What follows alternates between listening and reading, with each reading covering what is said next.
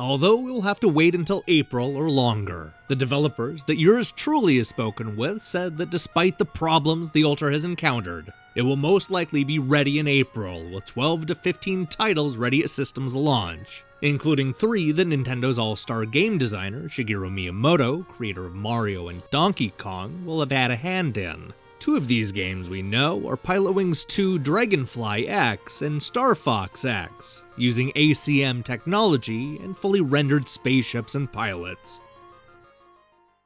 But here's what really happened. Oh, how I envy the optimism in this post. With Nintendo's 64-bit console more than a year away, this left Electronic Gaming Monthly with a lot of time to speculate about the launch lineup.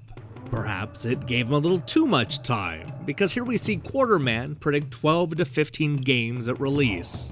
And not just any old launch games, but titles like Pilotwings 2 and Star Fox X. It's a rumor too good to be true.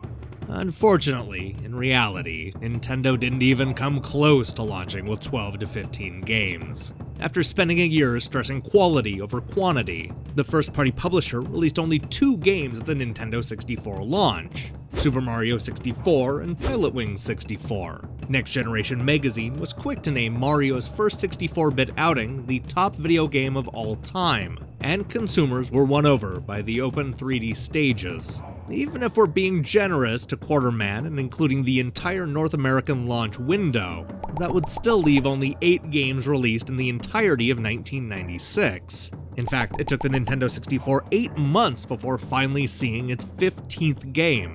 Things weren't much better in Japan, where the system launched with Mario, Pilotwings, and a niche board game that never found its way west. In Europe, FIFA Soccer 64, Star Wars Shadows of the Empire, Turok Dinosaur Hunter, and Wayne Gretzky's 3D Hockey joined the lineup, making for an almost crowded 6 games. Can you even imagine a modern console launching with only 6 games? Hey, thanks for watching the 6th episode of the 30 Ridiculous Retro Rumors.